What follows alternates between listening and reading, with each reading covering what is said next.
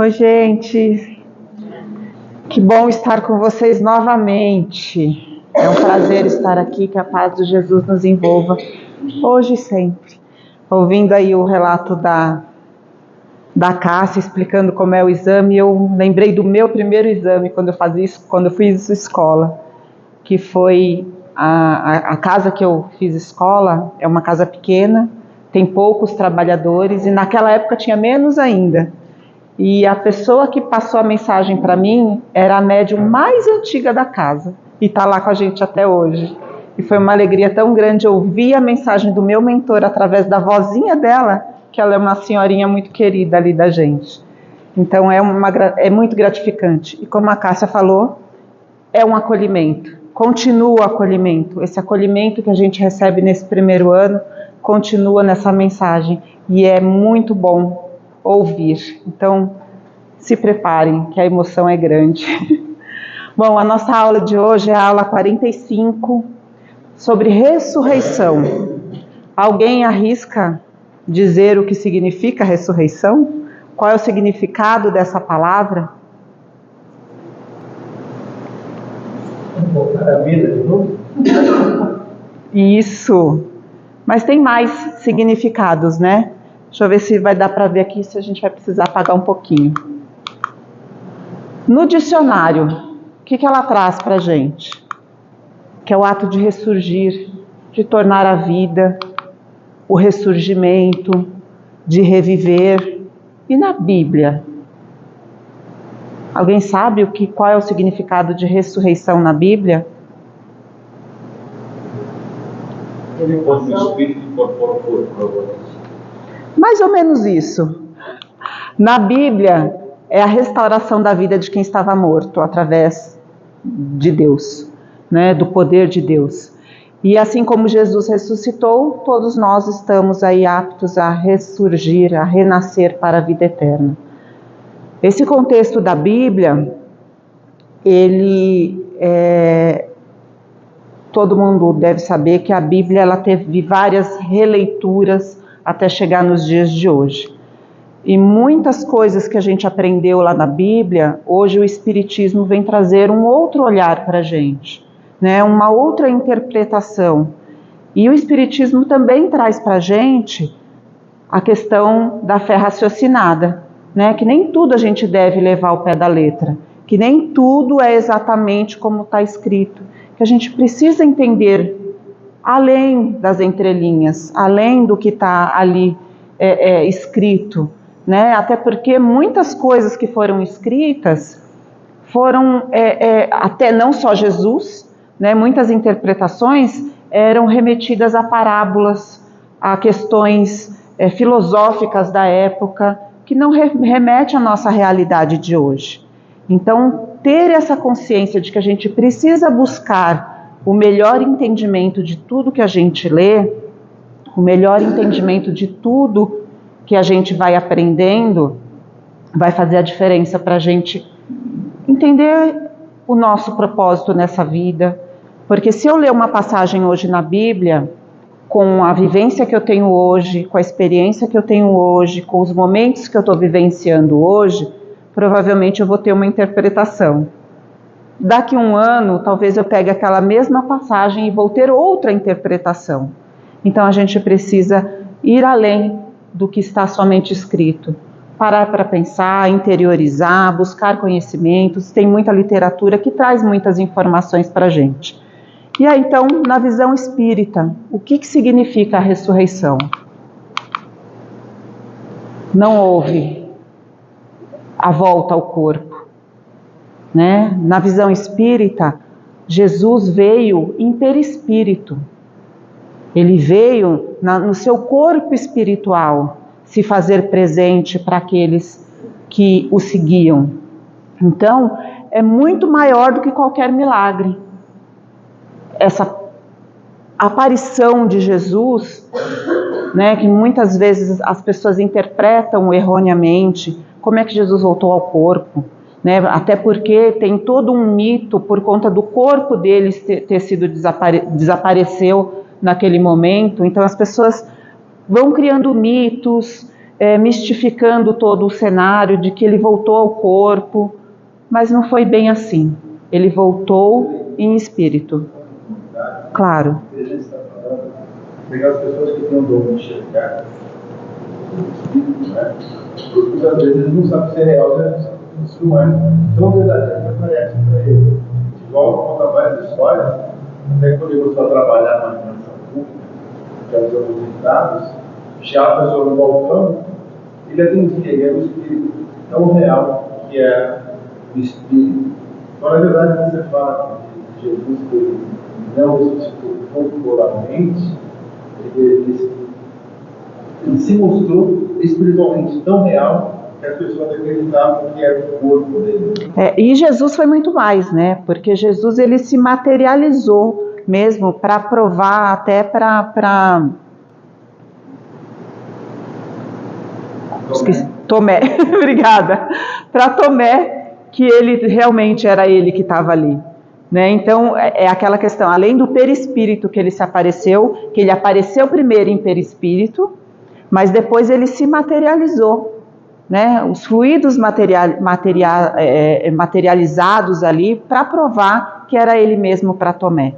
Então, hoje, a gente vê muitas pessoas, inclusive, passando por problemas, sendo encarada como problemas psicológicos por conta das visões que vêm do mundo espiritual e não são compreendidas por muitas pessoas que não entendem a imortalidade da alma como é pregado, explicado no Espiritismo. No caso do Lázaro, seria a ressurreição? Acho que é como é que chama aquela doença? Catalepsia. Isso já existe há muitos anos. Eu sei que ele estava cheirando, já estava em estado de putrefação. Não tem relatos disso, de que ele estava em estado de putrefação. As filhas entraram e saíram. Eu desconheço essa passagem que fala que ele estava com cheiro. Né? O que a gente estuda, o que a gente percebe é que Jesus não veio modificar as leis naturais da humanidade. Jesus não veio provar nada que fosse diferente do que é a humanidade hoje, o que a gente vivencia. Ele não quis provar nada além disso. Ele trouxe realmente situações que trazia para ele o poder do que ele veio fazer, qual era o seu propósito, mas sem mudar as leis naturais, que é voltar ao corpo, voltar para cá. Não, porque é magnetismo. Jesus disse, né, quando ele esteve conosco, lá com os apóstolos, tudo que eu faço vocês também vão poder fazer. Ele disse isso para os apóstolos. Tudo que eu faço, vocês também são capazes de fazer. Isso serve para nós também. É que a gente não está no mesmo grau de elevação, no mesmo grau de apuração do espírito, para ter as energias necessárias para esse magnetismo provocar as curas necessárias para os nossos irmãos. Existe a fé e existe o magnetismo. Tudo isso é comprovado cientificamente. Por isso que o espiritismo é ciência, filosofia e religião, né? Porque a ciência comprova toda essa questão magnética, dos fluidos, da importância da gente trazer esses fluidos benéficos para os nossos irmãos. Isso apoia na cura. Então, para o espiritismo não existe milagre. Existe a fé e o magnetismo que é natural da humanidade. Pode falar. No caso, a ressurreição de Jesus, ela seria parecida com aqueles fenômenos de ectoplasma? Por exemplo, quando aparece... A materialização, sim. E dá para tocar... A materialização, sim. Entendi. Tá? Tudo bem, gente, até aqui? É um tema polêmico, né? Porque muitos de nós viemos de uma educação católica que traz todo esse contexto da ressurreição, da volta ao corpo, de que Jesus se materializou ali, voltou ao corpo. Mas a gente, como estudiosos do Espiritismo, a gente tem que buscar mais informações, entender todo esse contexto e praticar o que a gente acredita, que é o Espírito Eterno, a nossa conversa com o mundo invisível, que é os nossos amigos espirituais. E aí, através disso, de tudo que aconteceu com Jesus, é a prova maior de que a gente realmente é um Espírito Eterno e que a gente tem a possibilidade de trabalhar a mediunidade, essa comunicação com os Espíritos, tá? Eu vou fazer uma recapitulação. Nossa, gente, fugiu a palavra. Vou recapitular os passos que antecederam a ressurreição de Cristo, tá? Então, desde lá do Velho Testamento, Isaías já trazia as informações de que Jesus, o Messias, viria, sofreria, morreria e ressuscitaria. Então, no Isaías ele fala, né, que ele descreve todas as humilhações do Messias, por todo o sofrimento que ele ia passar para interceder por nós pecadores.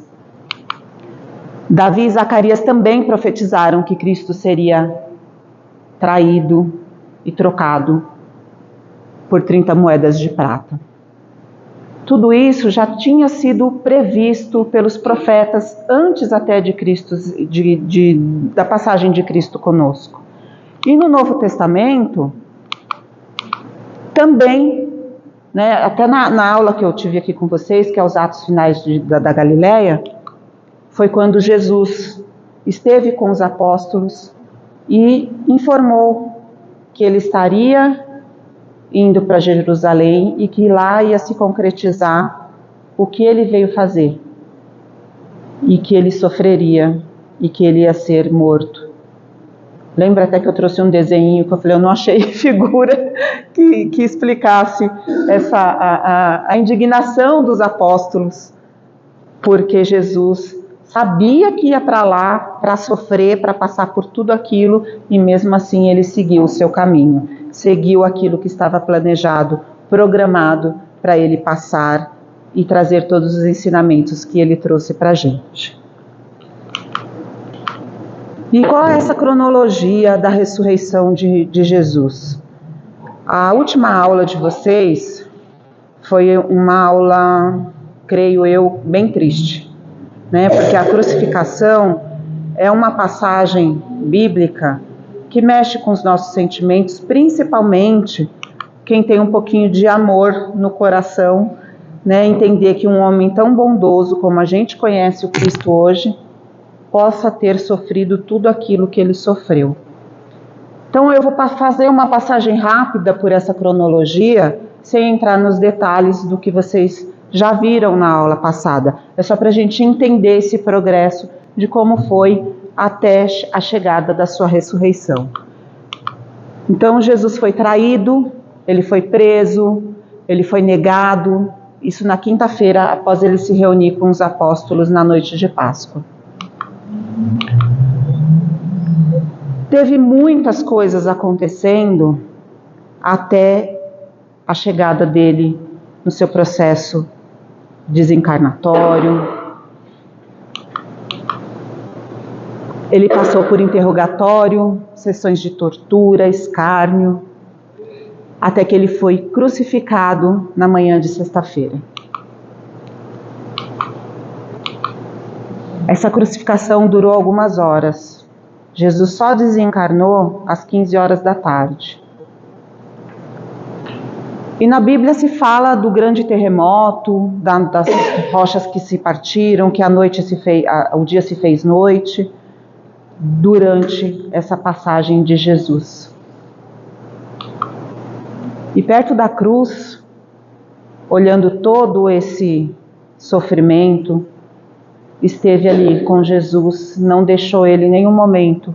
Maria, sua mãe, a sua irmã, Maria de Magdala e os apóstolos João e Tiago.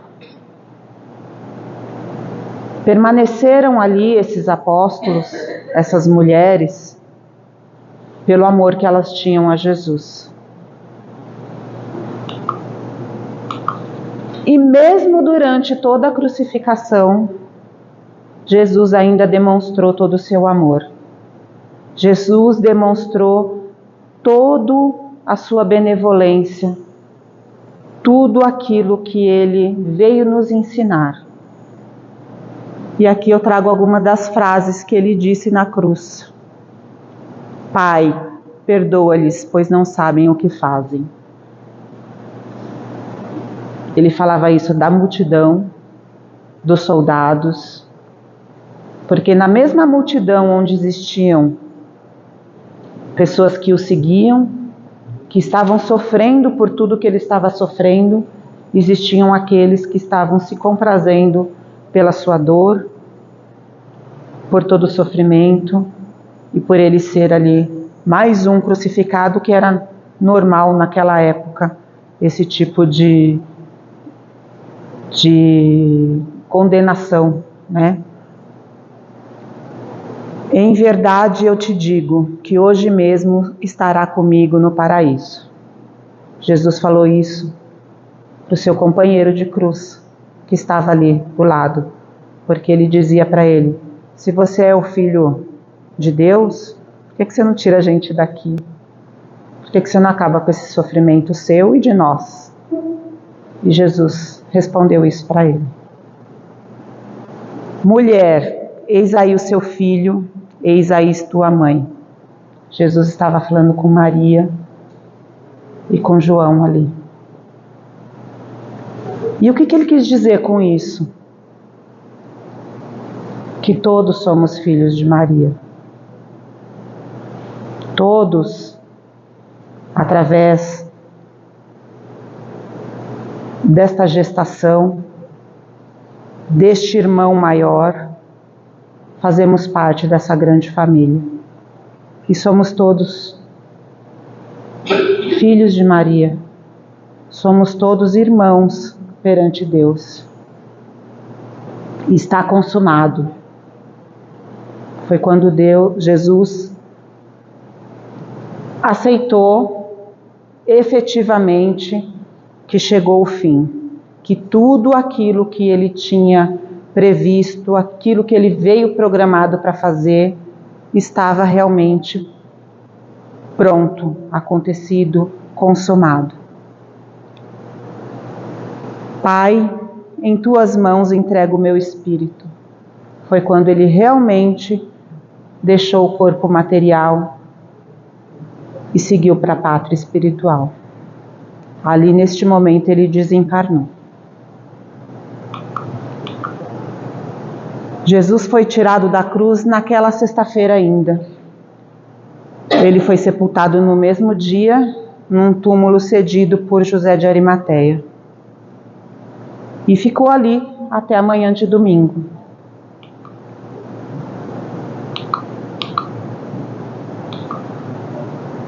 Ali já havia sido cumprido todo o sacrifício que ele foi designado a fazer por nós.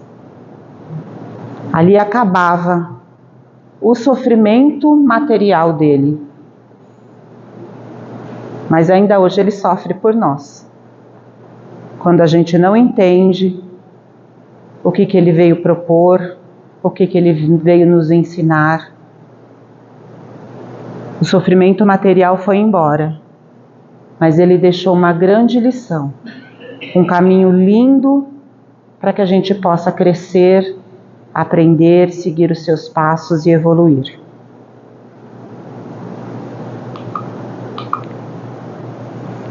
Eu trouxe essa passagem da Bíblia sobre o que Jesus falou sobre sacrifício para a gente entender o nosso momento atual.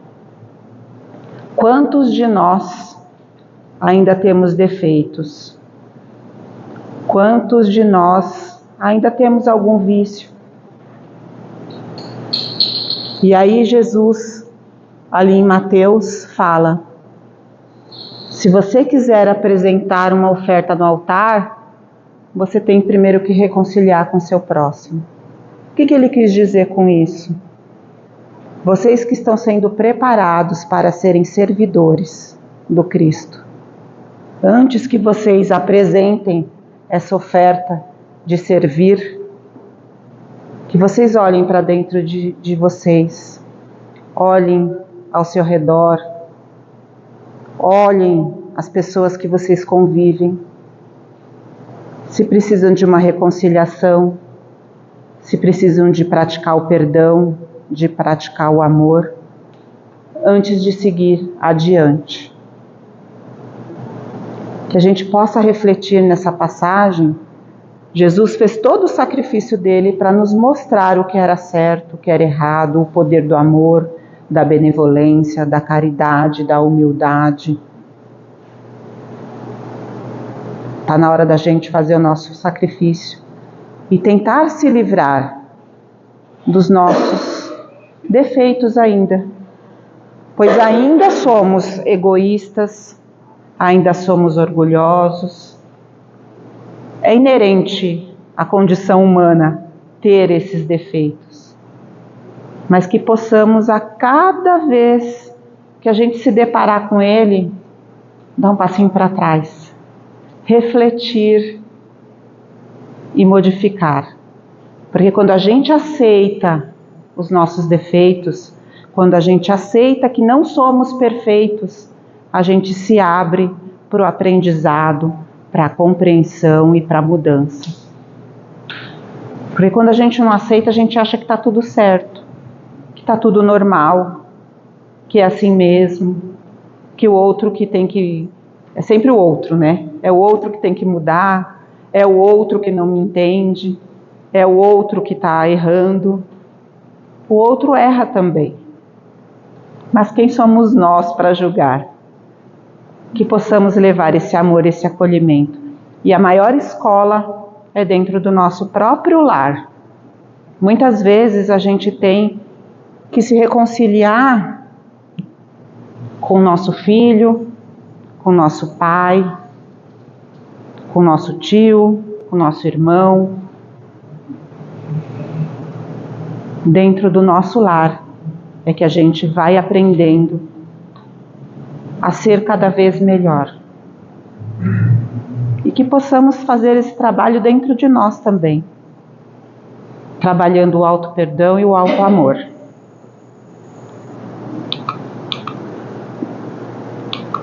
Continuando sobre a ressurreição. A gente deu uma pausinha para falar de sacrifício, mas em algum momento daquela manhã um novo terremoto aconteceu. E aí a promessa de que o Filho do Homem ressuscitaria ao terceiro dia se cumpriu.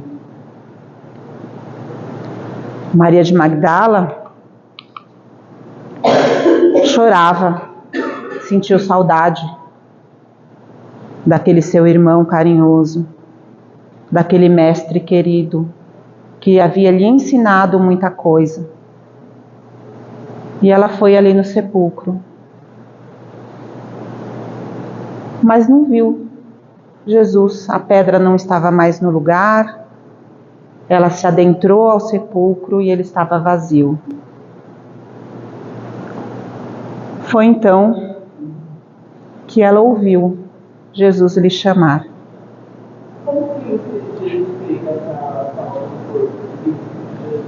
Tem um livro que neste momento eu não sei o nome, mas eu posso buscar e depois eu passo pros meninos, para passar para vocês, onde se fala que o corpo de Jesus foi retirado dali, justamente por conta da próprio Sinédrio, de todo aquele movimento de ter o corpo do Messias ali, de receber visita, de quebrarem, de fazer algum movimento que atrapalhasse a paz que eles estavam querendo implantar com a morte de Cristo.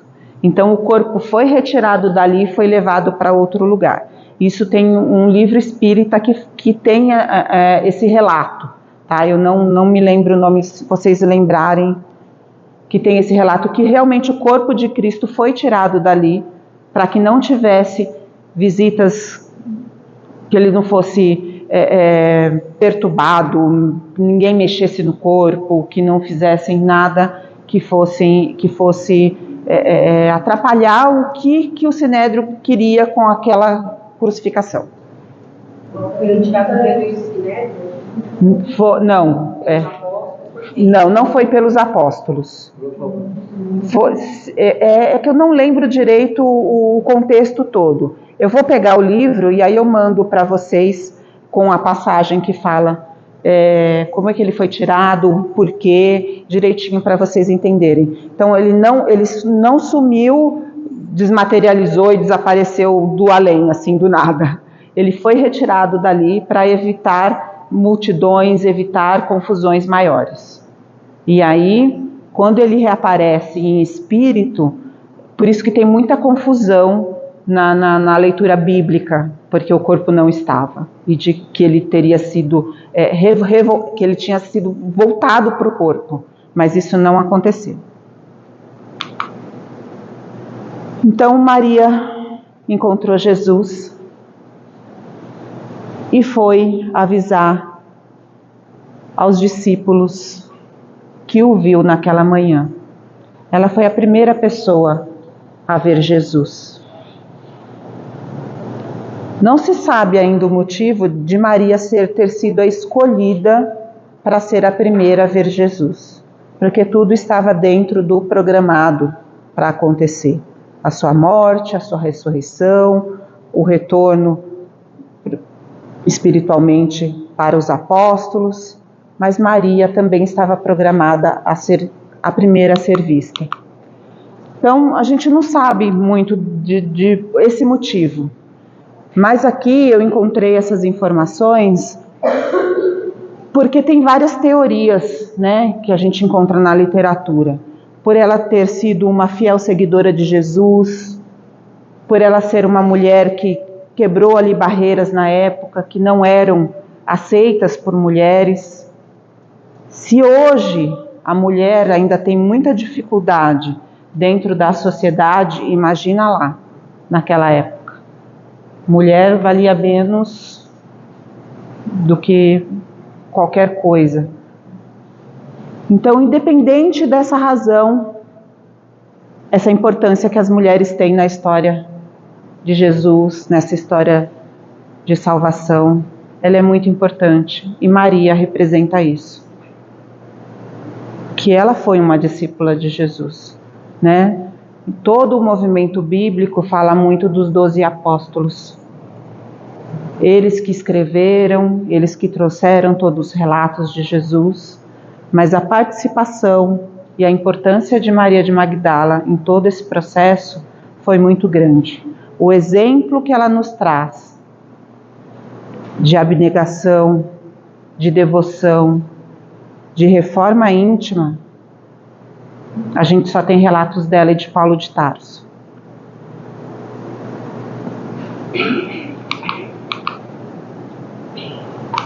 Em todo o processo do Novo Testamento, todos os evangelistas, eles narram a aparição de Jesus após a sua ressurreição.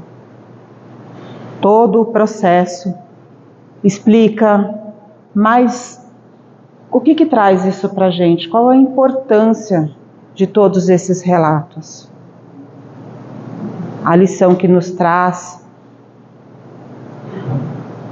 as leis fluídicas, as propriedades do perispírito, são que não negam a existência do corpo espiritual. Inclusive, tem relatos dizendo que antes das revisões bíblicas que foram feitas por Roma, aparecia-se muitas vezes na Bíblia a palavra reencarnação, que hoje não tem mais, porque foi o catolicismo que tirou essa palavra, porque a interpretação deles é diferente do que a gente entende. Mas existia, nas primeiras versões bíblicas, a palavra reencarnação. Igual conta na palestra, isso saiu na segunda do conselho, ele explica lá. Ele conta até a história porque saiu essa palavra da reencarnação. Então ele existia realmente, e por um motivo muito fútil. Foi. Ele conta aqui que era uma mulher do rei era terrível, e aí eles brincavam com ela reencarnar. Ela ia pagar todos os seus pecados. E ela convenceu o marido de tirar aquela palavra da segunda convenção, não sei o quê, da Igreja Católica. E aí retirar essa palavra. Inclusive, tem relatos também que lá no Vaticano existem ainda manuscritos dos apóstolos que não estão na Bíblia que a gente conhece hoje, porque traz informações mediúnicas de que a Igreja Católica não quis divulgar. Porque essa questão de mediunidade, de espírito, ainda é muito controversa, né? Não é todo mundo acha que vai pecar a vida inteira, vai lá no leito de morte, o padre vai fazer extremunção e ele vai ser perdoado de todos os seus pecados, vai ficar dormindo esperando ali o dia do juízo final para a redenção e vai viver feliz para sempre ao lado de Deus. Mas a gente já sabe que não é assim. Se fosse assim, Deus não seria um pai justo que a gente conhece. Porque como é que uma pessoa que erra tanto, prejudica tanto o seu irmão, prejudica tanto a humanidade, pode ter o mesmo direcionamento numa única existência daquela pessoa que foi boa com o seu próximo, praticou o amor e a caridade? Não seria um pai justo, né? O pai justo que a gente conhece é aquele que nos dá a oportunidade de aprendermos a cada encarnação, de evoluirmos em cada vez que estamos nessa escola que é o planeta Terra. E nos dá a oportunidade de sermos cada vez melhores, aprendendo com os nossos erros.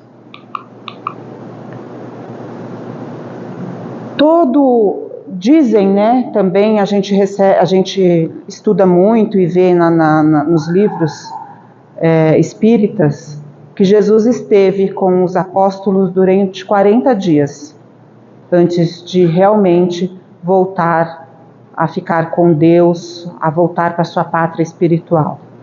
E nesses 40 dias é muito mais do que só a aparição de Cristo depois da sua crucificação.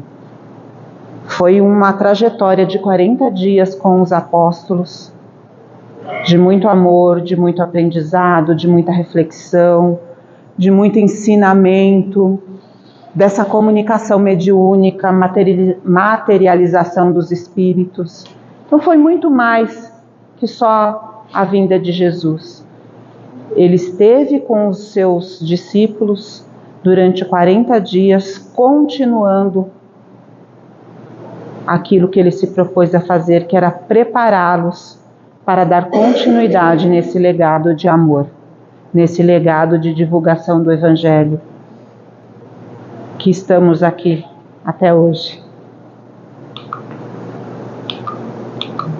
Alguém conhece essa foto? Vocês aí não valem, viu? O início daqui? Não é daqui, mas é o início. É a primeira turma de escola de Edgar Armand. Então, aquele legado que Jesus deixou lá na estrada de Emaús, aqueles 40 dias que ele esteve com seus apóstolos, remete até hoje nos ensinamentos de Cristo. E as escolas de aprendizes do Evangelho deu continuidade. Então, essa primeira turma aqui é só uma estrada simbólica, né, que ele construiu lá. E que a cada ano, aqui turma que vocês estão, 120? 125, olha quantas turmas já se passaram nessa casa. Quantas pessoas foram preparadas. Então, esses sacrifícios que Jesus fala lá naquela passagem de Mateus, para a gente se reconciliar, para a gente aprender. só serve para a gente evoluir cada vez mais. E quando a gente fala de ressuscitar no mundo em que a gente vive, como é que a gente pode aplicar essa palavra, esse conceito na nossa vida? A gente pode ressuscitar para o novo. Todo dia, né, a gente ressuscita. Ressurgir uma pessoa melhor, ressurgir para as oportunidades, ressurgir, renascer de um aprendiz para um servidor, que é a passagem de grau que está para acontecer com vocês. Pense nessa ressurreição de vocês, de tudo que vocês já aprenderam até hoje, as orientações que vão chegar do mundo espiritual, dos seus mentores que estiveram com vocês até agora, a oportunidade de ser melhor a cada dia, a oportunidade que a espiritualidade nos dá de aprendermos, de ressuscitarmos a cada dia, a cada oportunidade de sermos melhores. E a gente ressurge, a gente renasce até nas pequenas coisas. Às vezes a gente tem um hábito ali de uma coisa que não é muito legal. Eu falo que a minha caderneta, gente, coitada da minha dirigente. Eu fiquei acho que uns 4 meses escrevendo a mesma coisa. E aí teve uma hora que eu fiquei com vergonha. Eu falei, gente, não é possível que eu estou falando a mesma coisa de novo. Porque eu insistia naquele erro. Eu insistia naquelas falhas. Até que um dia eu falei, gente, eu preciso aprender que não dá mais. Eu preciso renascer uma pessoa melhor. E aí usar esse termo de ressurreição, esse termo de renascer, para que possamos nos melhorar e renascer a cada dia melhores. Ressurgindo muitas vezes das cinzas, porque a gente passa por situações que às vezes a gente acha que não vai conseguir. Mas a gente nunca está sozinho. Se a gente entender que não estamos sozinhos, que a gente tem o apoio da espiritualidade. Quantos amigos a gente construiu aqui, uma família, não é? Quando a gente fala que vamos vibrar pela turma, só dessa turma são 26 pessoas, mais os dirigentes. Imagina 26 pessoas vibrando por você. A gente multiplica isso pelos nossos parentes que nos querem bem. Então, quanto de amor a gente recebe? Então, naqueles momentos que a gente for renascer das cinzas, que a gente lembre que a gente não está sozinho, que a gente tem a oportunidade de ser melhor a cada dia, renascendo, aprendendo, com os erros muitas vezes, com os desafios da vida, e a gente vai crescendo com o nosso propósito, que é voltar para Deus.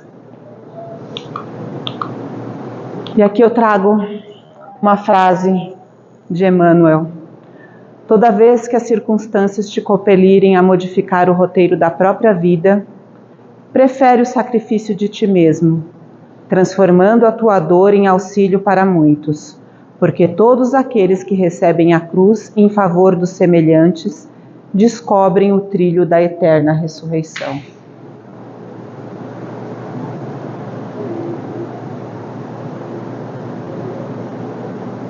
Quando a gente se doa, coloca o amor em prática, a gente também está ressurgindo. A gente também está trazendo o amor de Cristo, nem que seja um pouquinho, para os nossos semelhantes.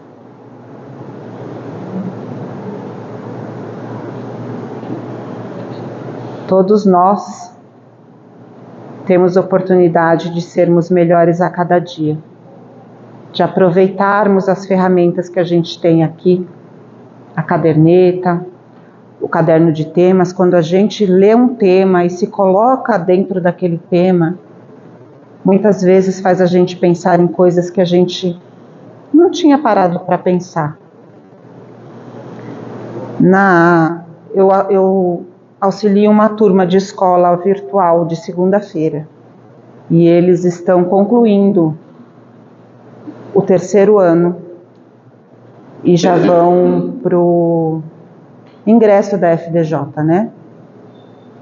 Eu não ingressei ainda, porque no meu 1º ano, que era para eu ingressar quando eu terminei a escola, eu não passei. Aí eu falei, tudo bem, eu vou continuar servindo, vou continuar trabalhando, vou continuar estudando, e numa próxima oportunidade eu faço. E fui postergando. Aí ontem não, na segunda-feira, com os relatos da minha equipe, que eles todos já ingressaram, menos eu percebi o quão eu sou orgulhosa. O quão eu ainda tenho que trabalhar esse defeito. Porque eu não voltei por quê? Porque eu tinha receio de levar outro não. E aí eu percebi que esse orgulho não estava me deixando seguir adiante. Eu continuei estudando, fiz curso de preletor, fiz curso de médium, fiz curso de evangelizador, fiz curso de pré-mocidade, fui fazendo um monte de curso, tudo que era curso que tinha oportunidade de fazer, que não precisava ter o ingresso da FDJ, eu fiz. Mas não tive a coragem de me inscrever, de trazer minha caderneta para passar no ingresso novamente. E aí eu identifiquei isso somente na segunda-feira, com relatos das minhas companheiras. E teve gente que não passou na primeira, não passou na segunda, foi passar na terceira, na quarta vez, mas não desistiram. E eu fiquei enrustida ali com o meu orgulho, sem seguir adiante. E percebi o quanto eu perdi de não ter dado continuidade. Porque os relatos eram cada um mais emocionante do que o outro. Era um mais bonito do que o outro. A alegria. FDJ é a fraternidade dos discípulos de Jesus. Vocês serão convidados a ingressarem na FDJ no final do 3º ano. Muita pessoa acha que acabou a escola, é só trabalhar no centro que está tudo certo. A gente tem uma longa caminhada. O trabalho ele é importante, sim. Muitas casas, que nem a casa que eu trabalho, como eu disse, é uma casa pequena que faltava muito trabalhador. Então, preparar uma equipe de escola para ajudar na assistência, para ajudar nos trabalhos da casa é importante. Mas não é o mais importante. A escola não é para preparar trabalhadores. É para preparar discípulos de Jesus. É para preparar seres humanos melhores para a sociedade. E depois de você ter percebido esse orgulho, você já fez isso? Não tenho tempo para fazer esse ano, porque não vou mandar mais a caderneta da turma. Então eu vou, no próximo ano, ela vai me mandar a minha, porque eu já falei, agora eu me comprometo a fazer esse processo. Porque é natural da gente ter sentimentos, ter ainda defeitos que a gente acha que já foi expurgado e que em coisas que a gente não percebe sutilmente está ali enraizado. Então eu percebi a oportunidade de ressurgir ali, de botar em prática a minha reforma íntima, de botar em prática tirar isso da minha frente. Não vou resolver. Provavelmente eu vou me deparar ainda com situações em que o orgulho vai falar mais alto. Mas pelo menos esse passinho eu vou fazer. Eu vou deixar para trás. Mesmo que eu receba outro não. Porque faz parte da trajetória da gente. A gente segue a vida levando muitos nãos. Mas a gente tem que entender e absorver esses nãos como aprendizado, com resiliência, para que a gente consiga continuar andando. Porque se a gente for parar em cada não que a gente recebe, a gente não segue adiante. E é isso, gente. Não sei nem se deu tempo, se não deu, mas muito obrigada por todos vocês, por terem me ouvido. Espero que vocês tenham um ótimo exame espiritual, que semana que vem vocês estejam aí, como a Cássia falou, em sintonia com a espiritualidade, porque vocês vão receber esse acolhimento, continuar nesse exame, nesse acolhimento. Vai ser muito gostoso, vocês vão ver. Tá? Muito obrigada.